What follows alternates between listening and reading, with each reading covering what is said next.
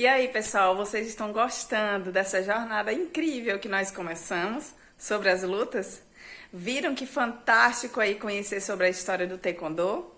Então, se você não assistiu, dá uma olhadinha no vídeo passado, tá certo? Tem dicas, tem informações super interessantes sobre as transformações que ocorreram com esse esporte, com a chegada dele no Brasil, como é que está atualmente e alguns movimentos corporais que são associados à modalidade.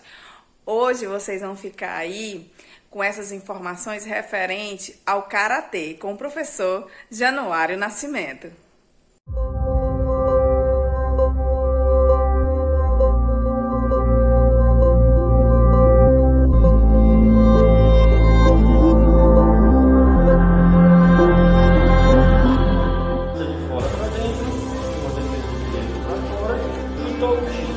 Existem outros ataques também. Eu comecei com a primeira defesa que a gente aprende. Reverse baixo, nós temos 3 chuteiras. Região média. Altura do rosto. Pode ser. Esses são golpes que valem 1, 2 ou 3 pontos. Vamos conhecer um pouco sobre a história dessa arte milenar? Então não sai daí! Bom, eu sou o professor Januário, sou professor de Karatê e de Educação Física também. Eu queria falar com vocês um pouquinho sobre o que é o Karatê. Primeiro a gente começa pelo nome, certo? O que é que significa Karate-Do? Na verdade o nome completo é Karate-Do. É uma palavra japonesa que significa caminho das mãos vazias, certo? Esse Do significa caminho, cara, vazia e ter mãos. Ele tem esse nome muito pela sua origem e também pela sua filosofia. O Karatê ele não é só um esporte, ele é uma filosofia de vida, ele é uma forma de viver. Então assim, teve um período no Japão onde não era possível o uso de armas. Era proibido o uso de armas, então para se defender foi criado uma forma de luta. Na verdade, não é que foi criado, já existiam algumas formas de luta e ela foi agregada. Uma das possíveis origens do Karatê, assim, o Japão ele não é uma ilha, não é um continente, ele, assim como o Brasil, que é um continente grande, eles são várias ilhas. É um arquipélago. O Japão, que foi onde o Karatê surgiu, ele é composto por arquipélago, são várias ilhas. E uma dessas ilhas chama-se Okinawa. Okinawa é uma das maiores ilhas do Japão e nesse período a Okinawa era mais que uma ilha, era quase um reino separado do Japão. Muito próximo ali da China, muito mais próximo culturalmente da China do que do próprio restante do Japão, principalmente ali da capital, que era Tóquio, que é Tóquio ainda hoje, né? Então, assim, a população de Okinawa vivia da pesca, tudo. Então, eles, quando saíam para pescar, eles tinham muito contato com a China. Então, alguns historiadores de artes marciais falam que foi a partir daí, desse contato dos habitantes de Okinawa com os chineses, com as artes que existiam na China, o Kung Fu, que é bem mais antigo, que foi criada uma formas de luta e levaram para Okinawa e lá eles desenvolveram algumas formas de combate. Entre elas, uma chamada Todei, que seria o pai ou o avô do Karatê, não sei como dizer. Existiam 2 grandes mestres lá, um chamado Itoso e outro Asato. Eles desenvolviam essas lutas e aí é que entra o nome principal do Karatê para os dias modernos e para o meu estilo de Karatê, porque o Karatê ele tem vários estilos. Um deles, que é o meu estilo de Karatê, que é um dos mais conhecidos aqui no Brasil, que é o estilo Shotokan. Eu chego já lá, o que significa Shotokan. Então assim, o mestre Asato e o mestre Itoso, que eram esses 2 mestres lá de Okinawa, eles treinavam, eram bem conhecidos na região, e um dia um rapaz foi buscar um deles para treinar, um rapaz chamado Funakoshi. Funakoshi era bem franzino, aquele estereótipo que a gente sabe da maioria de pessoas que procuram arte marcial. Muitas vezes não tem uma complexão física muito forte, não são fortes demais, mas tem uma força de vontade muito grande. Então o Funakoshi procurou eles e passou a ter aula com eles. E aí lembra que eu falei sobre o karatê, esse caminho das mãos vazias? Pois é porque assim, nesse período no Japão, e aí é preciso conhecer um pouco da história também, foi um período de transformação lá, onde estava se tentando tirar um pouco dessa ideia de que o Japão era só samurai e tal. Então foi um período de modernização. Então foi proibido o uso de armas, até também para evitar revoltas. É uma história que é bem mais complexa. Então assim, era proibido o uso de armas e era proibido também o uso de lutas. Assim conseguiriam deixar a população mais fácil de ser dominada. Então o ensino das artes marciais, o ensino do karatê começou de forma escondida, de forma velada. Então Funakoshi ia à noite na casa dos seus mestres e treinava à noite, na calada da noite, à luz de lampião. E o karatê, ele não usa nenhum tipo de arma. O karatê, como se diz, a arma do karateka, aquele que pratica karatê, são os seus membros, nossas mãos, nossos pés. Lembrando que karatê também existem técnicas de queda, de imobilização, joelhada, cotovelada, mas acaba que com o tempo a gente passou a privilegiar muito mais a parte de socos e chutes. Então essa foi a origem do karatê. Mas depois de um tempo acabou essa proibição e Funakoshi, que é o nome maior do karatê moderno, ele saiu de Okinawa e foi para Tóquio. Lá ele recebeu a ajuda de outro grande mestre, o mestre Jigoro Kano, que é o criador do judô. São artes irmãs. E aí é uma coisa que fica para vocês: não existe uma arte marcial melhor que a outra. Se um dia você ouvir alguém dizendo o karatê é melhor que o judô judô é melhor que a capoeira é melhor que o jiu-jitsu, não existe isso. Quem é praticante mesmo, que é amante da arte marcial ou de alguma forma de luta, nunca vai comparar a sua, dizer que a sua é melhor que outra. Elas são irmãs, elas se completam, certo? Então o karatê, o Funakoshi recebeu a ajuda muito importante do Jigoro Kano, que é o criador do judô.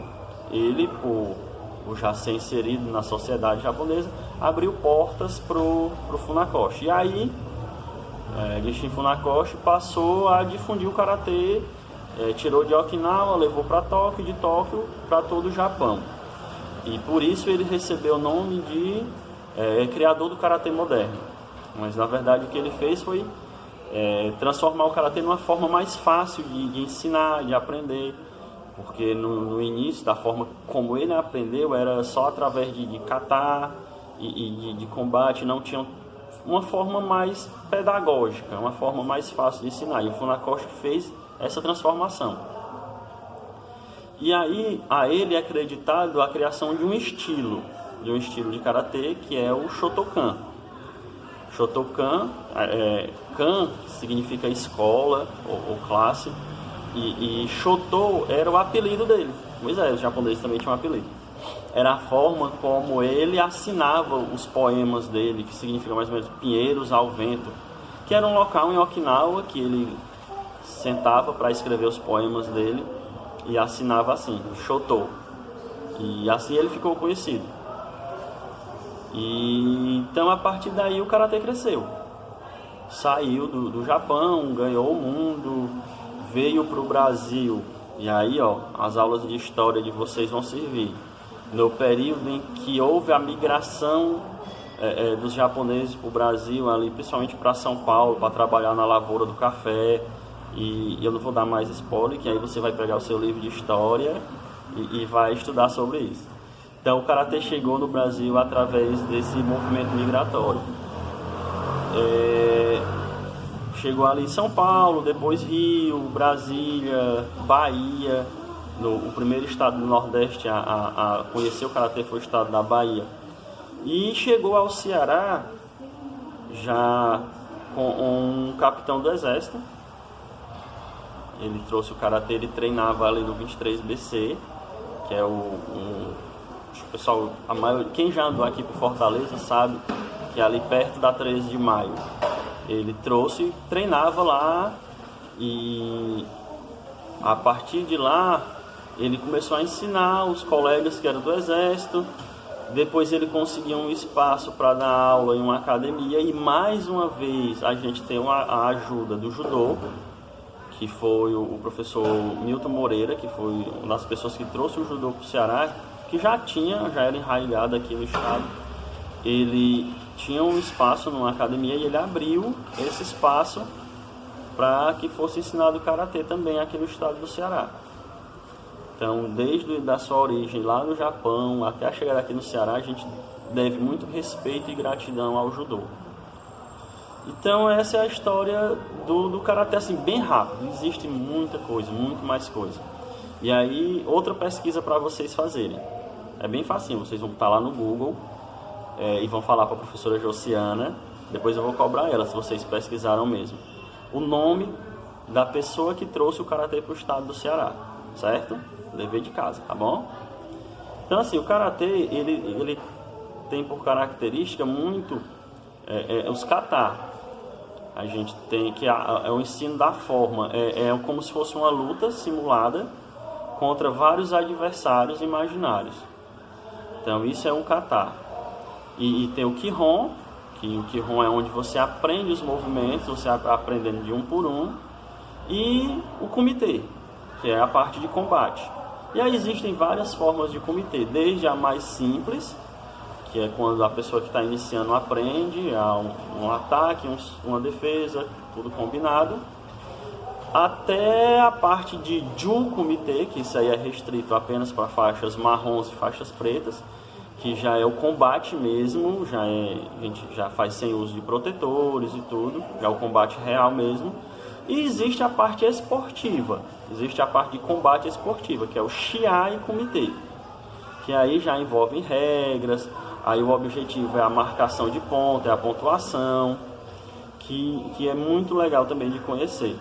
E falando em competições, existem duas formas de competição no Karatê. Nós temos as competições de kata, que é a competição de forma, que é aquela luta simulada contra adversários imaginários, onde você executa seu kata e o seu colega, a gente nem chama de adversário, seu colega executa o dele e os árbitros vão avaliar quem fez melhor. Geralmente são 5 árbitros, cada um com uma bandeira. Uma pessoa faz com a faixa vermelha e a outra pessoa com a faixa azul. Mesmo a pessoa sendo faixa preta ou faixa branca, essas são as faixas de competição. Aí os árbitros vão julgar, vão levantar a bandeira que eles acharam que fez o melhor kata. E assim é uma competição de kata, certo? E a parte de Shiai Kumite, né? Como eu estava falando, que é a parte de competição de combate, onde o objetivo é a marcação de pontos, certo? A forma bem simples de pontuação: socos à altura do rosto ou tronco. No rosto, lembrando que no Karatê é semi-contato, ou seja, eu posso acertar, mas eu não posso bater com força excessiva. Principalmente rosto, eu tenho que bater e ter um controle. Lembrando que o objetivo é marcação, é de ponto, é uma competição, é para marcar ponto, não é para machucar, certo? Então, qualquer soco, ataque de mão, não vale mão aberta. A gente treina, a gente tem técnicas de mão aberta, mas na competição não pode. Técnicas de soco vale 1 ponto. Lembrando que o Karatê só pode acertar da cintura para cima, vale 1 ponto. Chutes à altura média, ou barriga, ou lado, ou costas, valem 2 pontos. E chutes à altura do rosto técnica de chute à altura do rosto de forma controlada, ou queda, se eu derrubar e concluir com um golpe pontuável, valem 3 pontos, certo? Então, nós temos golpes que valem 1 ponto, golpes que valem 2 pontos e golpes que valem 3 pontos.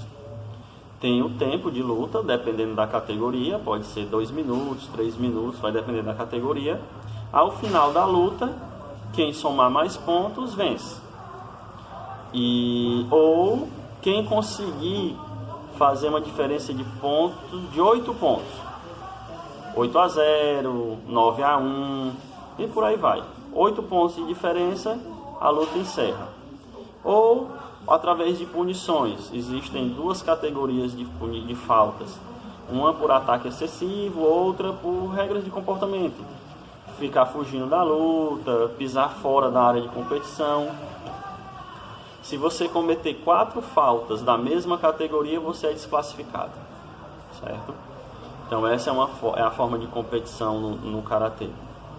E esse ano era ano olímpico, né? Seria a primeira vez que o Karatê iria participar das Olimpíadas, mas infelizmente devido à pandemia, inclusive vocês estão se cuidando, estão usando máscara.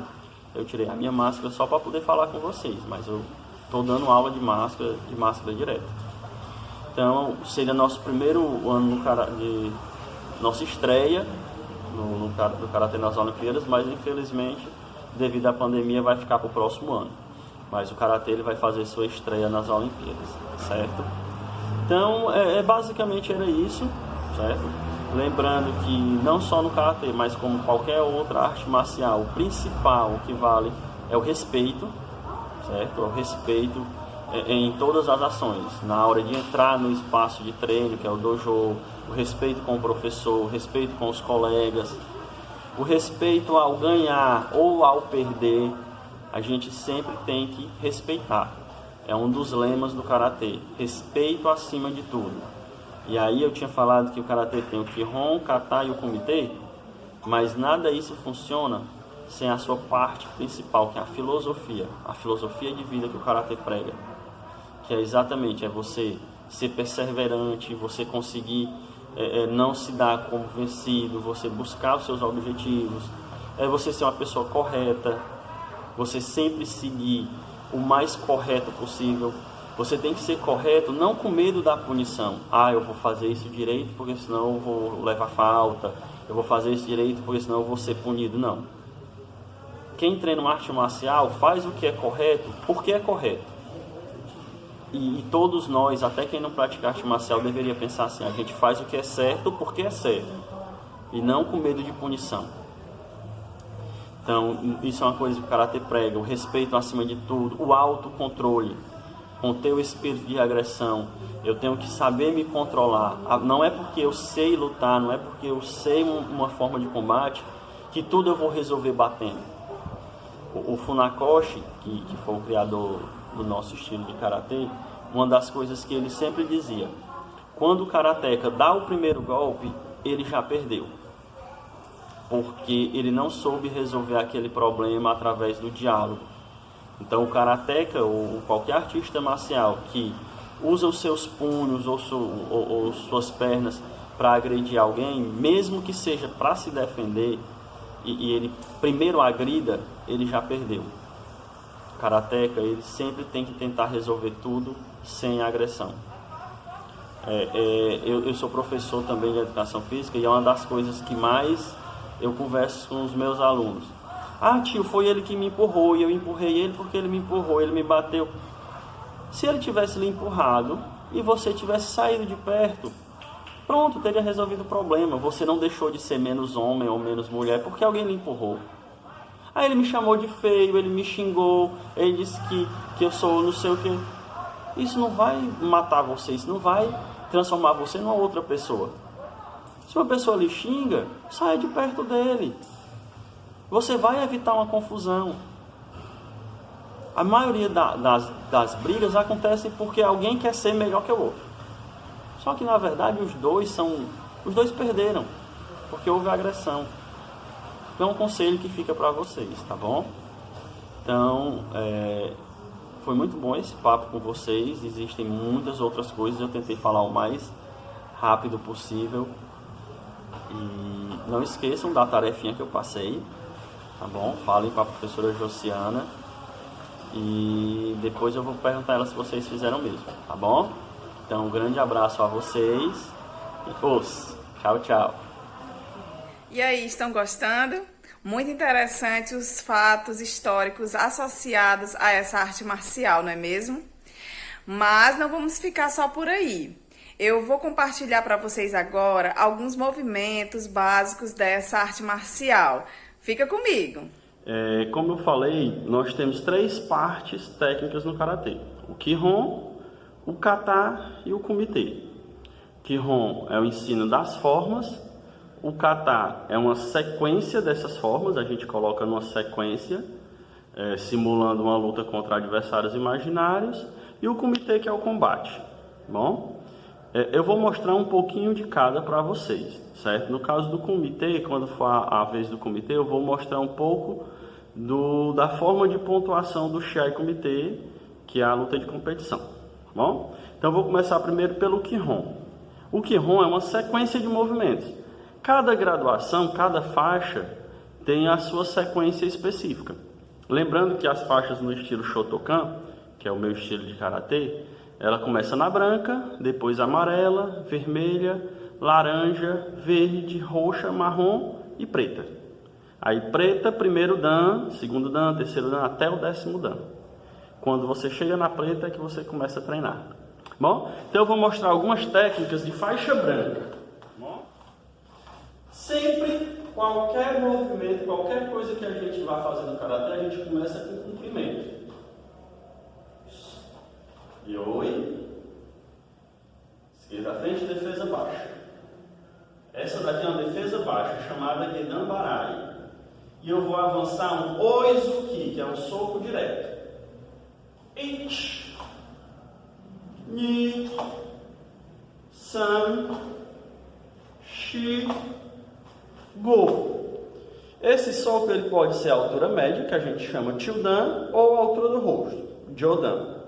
Certo? Eu estou fazendo de uma forma mais lenta para ficar mais fácil para vocês visualizarem. Eu vou recuar uma defesa alta, chamada Ageuke.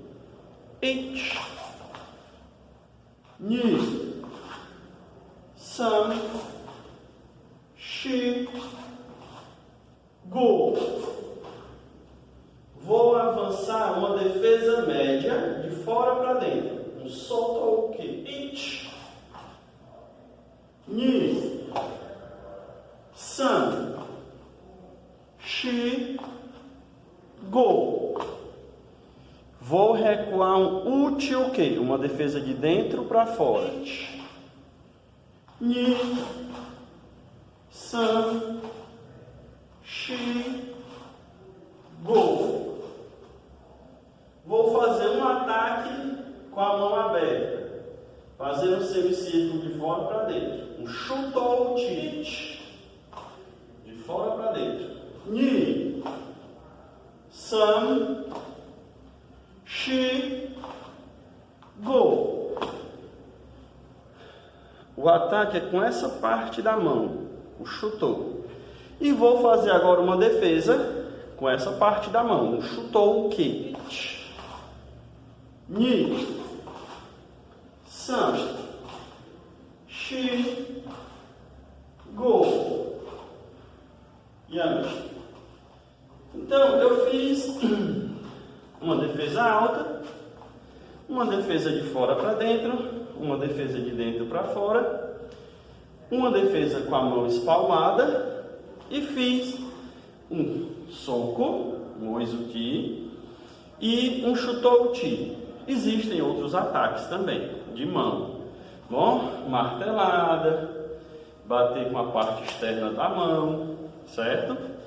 E eu comecei com a primeira defesa que a gente aprende, que é o Gedan Barai, certo?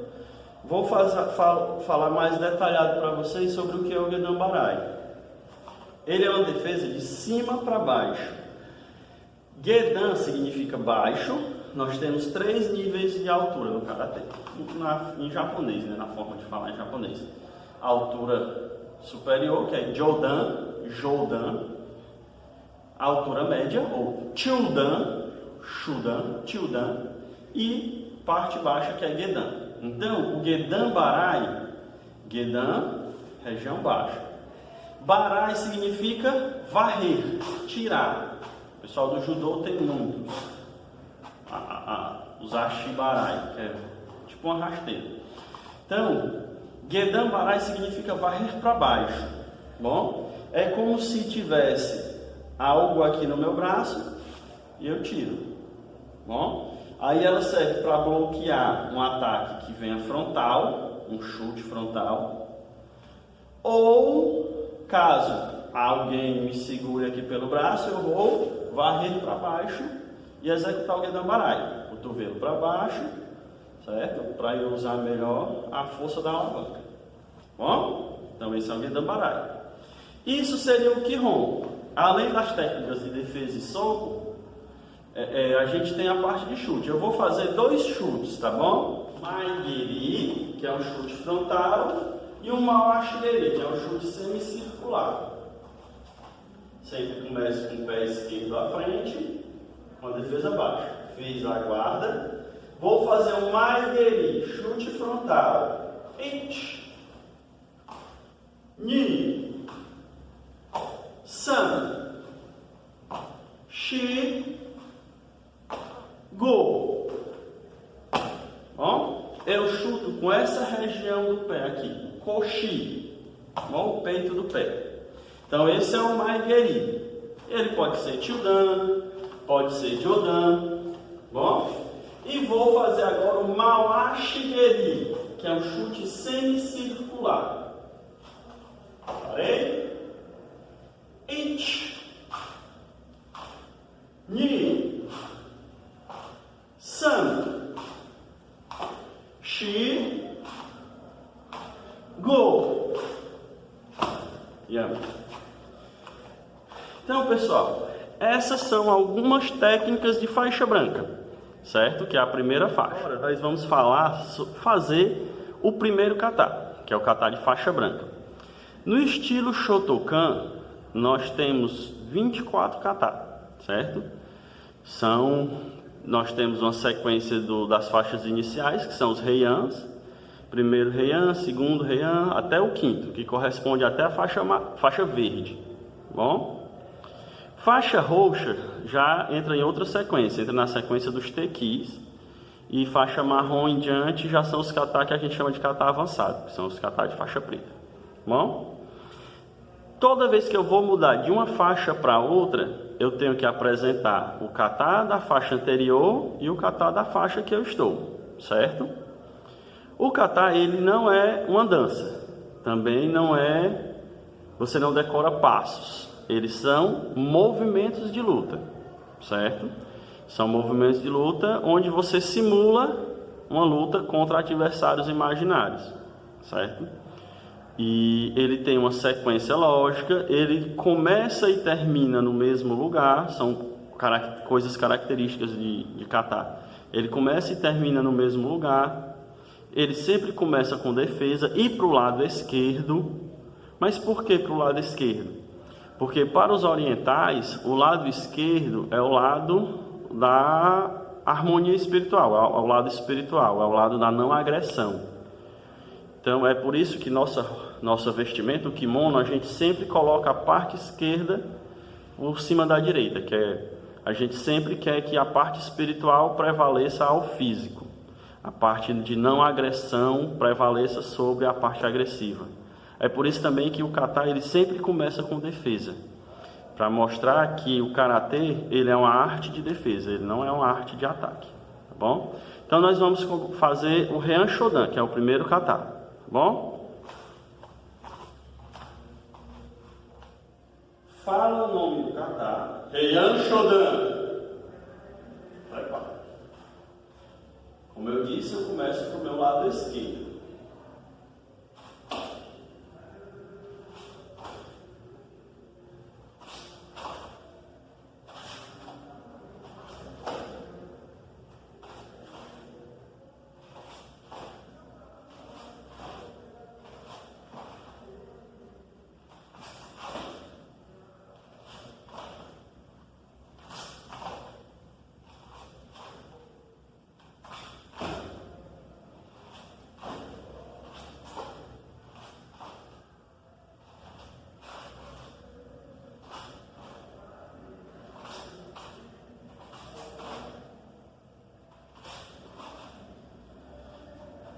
Esse é o primeiro kata. Só explicar para vocês mais essa primeira sequência, como seria uma luta utilizando isso, né? Qual é a aplicação desses movimentos? Um ataque vindo nessa direção, eu bloqueei e contra-ataquei. Agora o ataque vem pelas minhas costas. Eu bloqueei. Lembra que eu falei do Gendan-Barai? Ele pode ser feito de outra forma. Aí a gente tem as adaptações, né? Seguraram meu braço, é como se alguém segurasse meu braço. Eu tirei e contra-ataquei. Um Tetsui, uma batida, uma martelada. E vou fazer o soco. Bom, essa seria o Bunkai. Bunkai é a aplicação do kata desses primeiros movimentos do Ryan Shodan. Tá bom? Todo kata ele deve ser feito com espírito de luta. Eu fiz de uma forma mais velocidade mais reduzida, mas ele deve ser feito sempre forte, firme, usando um termo que a gente chama de kime. Kime é você usar o máximo da sua força e o máximo da sua velocidade a cada movimento. Tá bom? Então, sobre os kata era isso, principalmente sobre o Ryan Shodan, que é o kata de faixa branca. Agora vamos falar sobre kumite, combate. Vamos falar mais especificamente sobre Shiai Kumite, que é luta de competição, é a parte esportiva dos combates de karatê, certo? Lembrando que kata também eu posso fazer de uma forma competitiva. Existem competições de kata e de kumite. Então, sobre o kumite. O objetivo do kumite, do Shiai Kumite, não é quem bate mais forte, não é quem bate mais, é quem marca mais pontos, certo? Lembrando que é uma parte esportiva, bom? E o esporte ele tem que primar também pela saúde dos dois lutadores, para o bem-estar dos dois lutadores. Então nós temos três tipos de pontuação em Shiai Kumite. Lembrando que a luta se dá num tatame, num kotô, numa parte quadrada, certo? Onde os dois lutadores não podem sair. Se sair dessa área, sofre uma punição. Existem as faltas. Então, assim, ao final do tempo, tem um tempo de luta, vai se ver quem teve mais pontos. Quem obter mais pontos vai vencer. E lembrando que, assim, diferente de outras artes marciais, que a luta inicia, os pontos vão acontecendo, os árbitros vão dando e sem parar a luta, no karatê não. A cada pontuação, a cada golpe pontuável, o árbitro para e vai dizer para quem foi o ponto, certo? Então, dependendo da categoria, a luta é de 3 minutos, mas a cada parada o cronômetro para também. Essa luta se estende mais. Então, ao final desse tempo, quem tem mais pontos vence. Ou, se um adversário conseguir abrir 8 pontos de diferença, 8-0, 9-1, 8 pontos de diferença, mesmo que ainda reste tempo de luta, ela encerra. A parte de arbitragem, não é só um árbitro. Existe o árbitro central, que é aquele que fica em pé, que é o que comanda. Ele que diz a hora que a luta começa, Hajime. A cada pontuação, a cada golpe pontuável, ele vai parar. E existem os árbitros auxiliares, certo? Que eles ficam nas pontas do kotô, cada um com uma bandeira azul e outra vermelha. Os lutadores, eles vão ficar um com a parte de protetores azul e outro com os protetores vermelhos. Que protetores são esses? Os obrigatórios. Protetores de mão, protetores de canela e de pé, protetor bucal, homens protetor de tórax e coquilha, mulheres protetor de seio, certo? Teve alguma época que tentaram colocar capacete, mas não tem. Karatê não tá usando capacete. Bom, esses protetores O protetor interno, né, o protetor de tórax para os homens e de cílio para as mulheres, ele é branco, certo? Mas os outros protetores... e o protetor de boca também, ele é branco, transparente, e depende da marca que você desejar. Mas ele não tem não segue os padrões de cores para diferenciar um lutador do outro. Porque esses padrões são um vermelho e um azul. Então sempre vai entrar um lutador com seus protetores vermelhos, mão, canela, certo? E pé, e a faixa, um vermelho e o outro azul. Ou seja, o competidor ele tem que ter os dois tipos, porque uma luta ele pode estar de vermelho, a gente chama de ACA, e na outra luta ele pode estar de azul, que é a O. Então, quem quer ser atleta tem que ter as duas cores de proteção, certo? Então, os bandeirinhas, os árbitros auxiliares, ele tem uma bandeira azul e uma vermelha. Quando ele vê o golpe, quando ele vê aquela troca de golpe, ele vai levantar a bandeira para quem ele acha que foi ponto, se foi para o azul ou foi para o vermelho. E o árbitro central, ele não comanda sozinho, ele só vai dizer se foi ponto se os bandeirinhas tiverem de acordo, certo? Então, é para evitar o mínimo de erro, porque se for só o árbitro central, ele está propenso a não estar numa angulação para ver aquele golpe, ou ele não conseguiu visualizar da melhor forma, por isso que tem mais de um árbitro. E a voz de um não pode ser maior que a dos outros, tem que ter uma maioria, digamos assim, para que seja ponto mesmo, certo? Então é mais ou menos isso. Existem várias outras regras, mas nesse momento não convém a gente a falar isso. Então, as pontuações. Nós temos os golpes que valem 1 ponto, que são golpes de soco. Qualquer soco, ou a altura média ou a altura do rosto. Lembrando que é semicontato. O que é isso? No rosto eu não posso bater e a cabeça do adversário ir para trás, porque isso mostra que eu não tive controle. Eu tenho que bater e controlar, tanto a parte de soco quanto o chute.